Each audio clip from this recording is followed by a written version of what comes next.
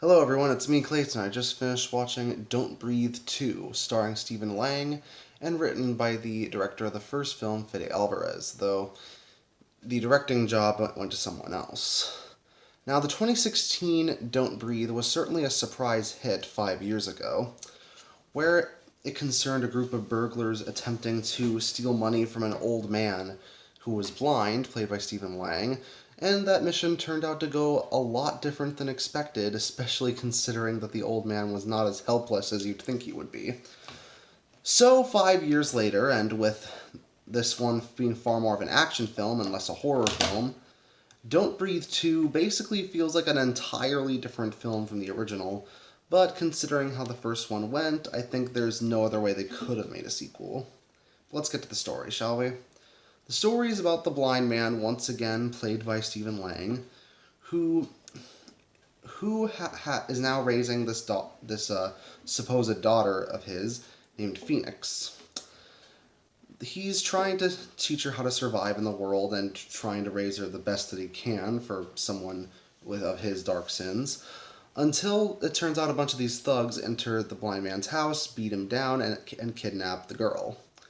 So it's up to the blind man to use his military training to once again act, and this time to find out where the people took his supposed daughter and bring them to justice in a very violent way. But that's all I'll say about the story. The story here actually does have a few decent twists and turns when it comes to the identity of the girl's actual parents and when it comes to how the blind man and the girl met.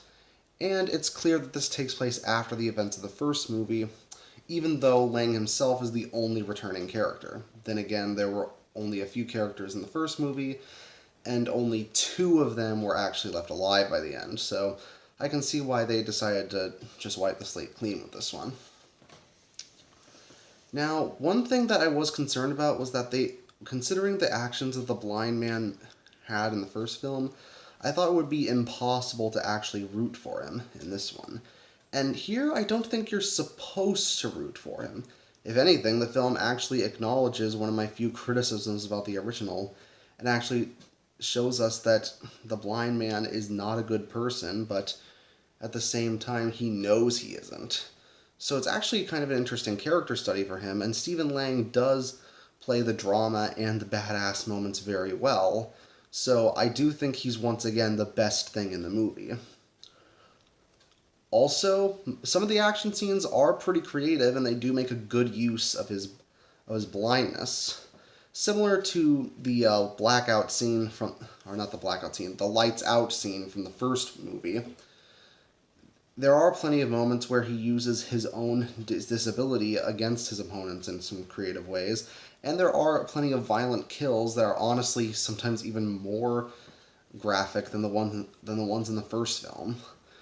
Though considering the first film, like I said, only had a few kills, this one actually ups the ante in that regard.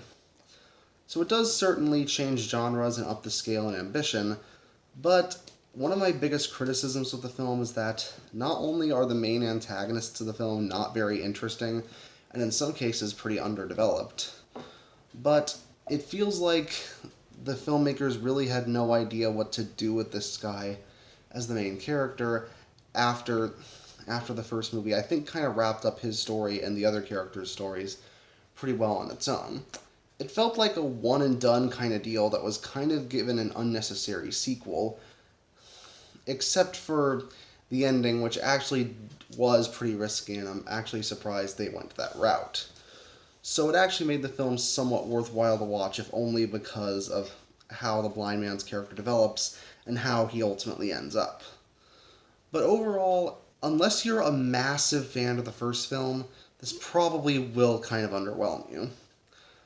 But if you are a fan of the first film, it's a sequel that's not bad, but not really an improvement in any way.